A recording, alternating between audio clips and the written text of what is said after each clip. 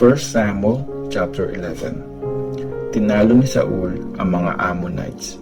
Makalipas ang halos isang buwan, pinalibutan ni Nahash na Ammonite ang bayan ng Jabesh sa teritoryo ng Gilead. Sinabi kay Nahash ng mga naninirahan sa Jabesh, "Gumawa ka ng kasunduan sa amin at magsaserve kami sa iyo." Sumagot si Nahash, "Sige, gagawa ako ng kasunduan sa inyo kung ipapadukit nyo sa akin ang kanang mata ng bawat isa sa inyo. Sa ganung paraan, mapapahiya ang buong Israel." Sinabi ng mga leaders ng Jabesh, "Bigyan mo kami ng 7 araw para makapagpadala ng messengers sa buong Israel. Kung walang tutulong sa amin, susuko kami sa iyo." Nakarating ang mga messengers sa Gibeah, kung saan nakatira si Saul. Nang mabalita sa kanila ang nangyari sa Jabesh, nag-iyakan ng malakas ang buong bayan. Papauwi naman noon si Saul mula sa bukid, kasunod ang mga baka niya. Nagtanong siya, "Anong problema? Bakit kayo nag-iiyakan?" Sinabi nila sa kanya ang binalita ng mga taga-Jabesh. Pagkarinig nito, naposes siya ng Espiritu ng Diyos at sumiklab ang galit niya. Nagkatay siya ng 2 baka at pinagpira-piraso ang mga ito. Tapos, binigay niya ang mga iyon sa mga messengers at inutos na ipakita sa buong Israel kasama ang ganitong warning. "Ganito ang gagawin sa mga baka ng mga taong di sasama kina Saul at Samuel sa labanan." Natakot ang mga Israelites kay Lord kaya nagkaisa silang sumama sa gera. Ginather ni Saul sa Bezek ang mga tao. Umabot sa 300,000 ang mula sa Israel at 30,000 ang mula sa Juda. Sinabi nila sa mga messengers, "Sabihin niyo sa mga taga-Jabesh na bukas ng tanghali darating ang mga magliligtas sa inyo." Natuwa ang mga taga-Jabesh nang marinig ito. At sinabi ng mga taga-Jabesh kay Nahash, "Bukas susuko na kami sa iyo at pwede mo nang gawin sa amin ang gusto mo." Kinagabihan, hinati ni Saul sa 3 grupo ang mga sundalo. Kinabukasan ng madaling araw, pinasok nila ang kampo ng mga Ammonites at pinagpapatay ang mga ito hanggang abutin sila ng tanghali. Nagtakbuhan ang mga naiwang buhay at nagkanya-kanya sila sa pagtakas. After nito, tinanong ng mga tao si Samuel, "Nasaan ang mga taong nagsabing di dapat maghari sa amin si Saul? Dalhin niyo rito at papatayin namin." Pero sinabi ni Saul, "Sa araw na ito, walang papatayin kahit isa kasi niligtas ni Lord ang buong Israel." Sinabi ni Samuel sa mga tao, "Pumunta tayo sa Gilgal at ipukrim ulit natin doon ang paghahari ni Saul." Nagpunta nga ang lahat sa Gilgal at doon sa holy place, prinoclaim nila si Saul bilang hari. Tapos, nag-offer sila kay Lord ng mga peace offerings at nag-celebrate ang lahat ng mga Israelites. 1 Samuel chapter 12. Ang huling speech ni Samuel. Sinabi ni Samuel sa buong Israel, "Ginawa ko na kung anong gusto nyo at binigyan ko kayo ng hari. At ngayon, siya na ang mamumuno sa inyo. Matanda na ako at maputi na ang buhok ko, pero kasama nyo naman ang mga anak kong lalaki. Ako ang naging leader nyo since nung kabataan ko hanggang ngayon. Kung may reklamo kayo laban sa akin, heto ako at akusahan nyo na sa harapan ni Lord at ng pinili niyang hari. Meron ba akong kinuha sa inyong baka o donkey? May dinaya ba ako o inapi? Sinuhulan ba ako ng kahit sino sa inyo? Sabihin nyo kung ginawa ko ang mga ito at ibabalik ko sa inyo ang kinuha ko." Sumagot ang mga tao, "Hindi po kayo nandaya ng api o kumuha ng kahit ano mula sa amin." Sinabi ni Samuel, "Si Lord at ang pinili niyang hari ang mga witness ko ngayong araw na wala akong ginawang masama sa inyo." Sumagot ang mga tao, witness namin si Lord." Tapos, sinabi ni Samuel sa mga tao, "Si Lord ang witness nyo. Siya ang pumili kina Moses at Aaron at siya rin ang naglabas sa mga ancestors nyo mula sa lupain ng Egypt.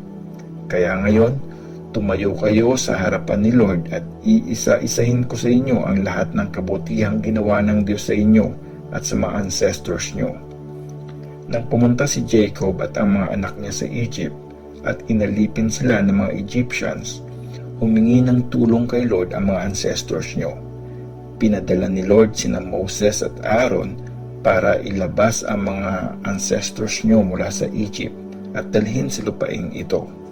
Pero kinalimutan nila si Lord na kanilang Diyos, kaya hinayaan sila ni Lord na mahulog sa kamay ni Sisera na commander ng army ni King Jabin ng Hazor at sa kamay ng mga Philistines at ng hari ng Moab. Nakipaggera ang mga ito sa kanila, kaya nagpray sila kay Lord at sinabi, "Nagkasala kami kasi tumalikod kami sa iyo, Lord, at winorship namin sina Baal at Astarte. Iligtas mo po kami sa kamay ng mga kalaban namin at magsaserve kami sa iyo." Dahil dito, pinadala ni Lord sina Gideon, Barak, Jephthah at ako. Niligtas namin kayo mula sa mga kalaban nyo, kaya safe kayong nabubuhay.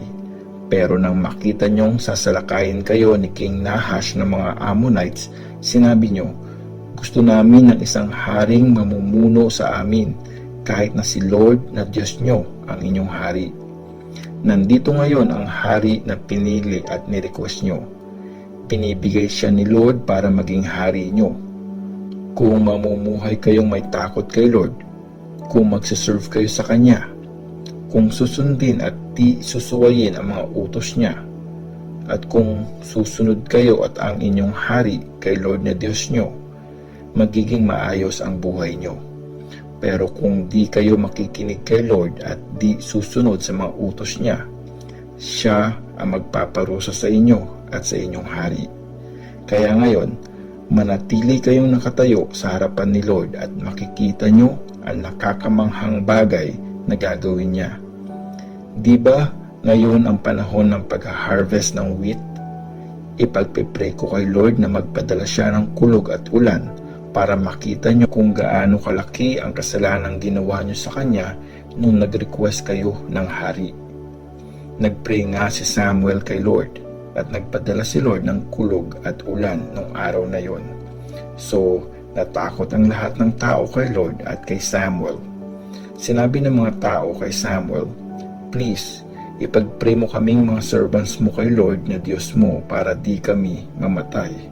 Alam na namin na pinabigat pa namin ang aming mga kasalanan dahil sa kasamahang ito na nag-request kami ng hari." Sumagot si Samuel, "Huwag kayong matakot kahit na malaki ang naging kasalanan nyo kay Lord. Basta huwag kayong tatalikod sa Kanya. Instead, mag-serve kayo sa Kanya ng buong puso.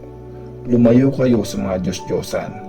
Di kayo maliligtas o matutulungan ng mga yan kasi walang kwenta ang mga yan.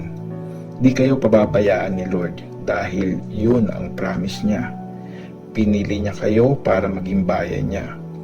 Bukod dito, huwag sanang i-allow ni Lord na itigil ko ang pagpipray para sa inyo at nang di ako magkasala sa Kanya. Tuturuan ko kayo ng mabuti at tamang pamumuhay. Sumunod kayo kay Lord, maging tapat at mag-serve kayo sa Kanya ng buong puso. Alalahanin nyo ang lahat ng dakilang bagay na ginawa niya para sa inyo. Pero kung magpapatuloy kayo sa kasamaan nyo, wawasakin kayong lahat ng Diyos, pati na ang inyong hari." 1 Samuel chapter 13. Ang gera laban sa mga Philistines. 30 years old si Saul nang maging hari siya ng Israel. Naghari siya sa loob ng 2 taon. Pumili si Saul ng 3,000 na sundalo. Sinama niya ang 2,000 sa Mikmash at sa mabundok na bayan ng Bethel. Pinasama naman niya ang 1,000 sa anak niyang si Jonathan sa Gibeah, sa teritoryo ng tribe ng Benjamin. Pinabalik niya ang iba sa kanya-kanya nilang tent. Sinakop ni Jonathan ang kampo ng mga Philistines na nasa Geba at nabalitaan ito ng iba pang Philistines. Tapos, pinahipan ni Saul ang mga trumpet para tawagin ang buong bayan na maghanda sa gera.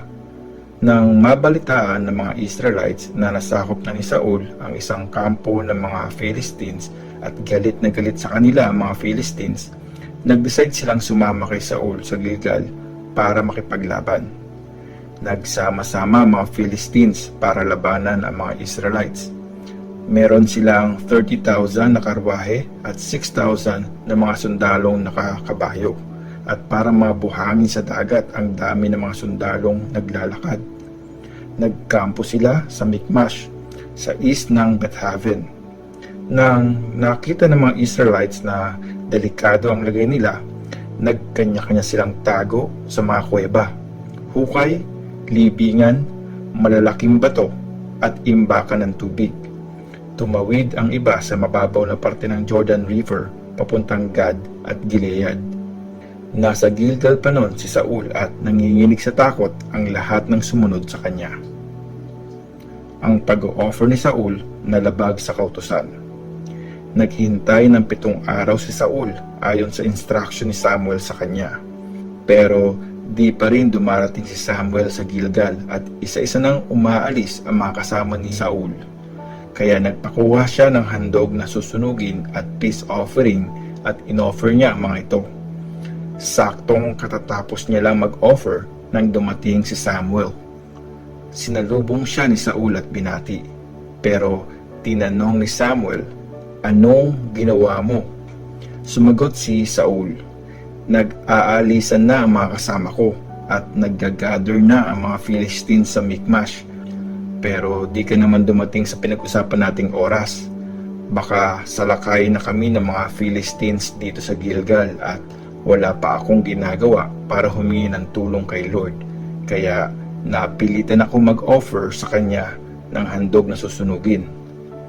Sinabi sa kanya ni Samuel, "Kabobohan niyang ginawa mo. Di ka sumunod sa inutos sa iyo ni Lord na Diyos mo. Kung sumunod ka lang, hahayaan ni Lord na forever na maghari ka at ang mga descendants mo sa buong Israel. Pero dahil sa ginawa mo, di na magpapatuloy ang paghahari mo. Pipili si Lord ng taong talagang gusto niyang maghari sa Israel kasi di mo sinunod ang inutos niya sa iyo." After magsalita ni Samuel, umalis na siya sa Gilgal.